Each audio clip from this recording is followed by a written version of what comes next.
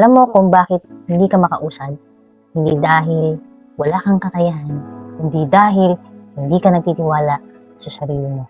At kung gusto mong magbago yan, pakinggan mo tong 5 ways para matutunan mong magtiwala sa sarili mo ng buo. Sana umabot ka sa dulo kasi baka yun na yung kailangan mong marinig ngayon. Aminin natin, dali nating maniwala sa iba, pero pag sarili na natin, nagdadalawang isip tayo. Gusto mong magbago yan?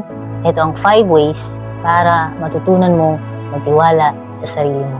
Trust is built through action, not waiting. Hindi ka magiging confident bago ka kumilos. Magiging confident ka dahil kumikilos ka.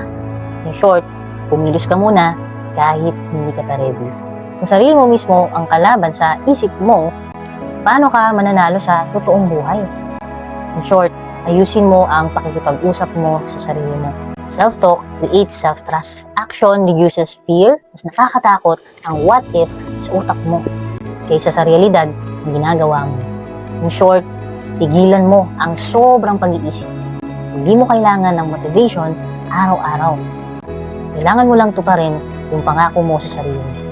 In short, magpakita ka sa sarili mo. Consistency builds self-trust. Ang taong hindi nagkakamali, madalas siya yung hindi gumagalaw. Pero yung taong nagkakamali, siya yung nagiging better. In short, tanggapin mong magkakamali ka talaga. Mistakes build confidence. Maraming tao ang hindi maniniwala sa'yo, pero okay lang yon. Pero sana, huwag ka nang dumagdag sa kanila. Kasi kapag nagsimula ka na magtiwala sa sarili mo, magugulat ka kung gaano kalayo ang mararating mo.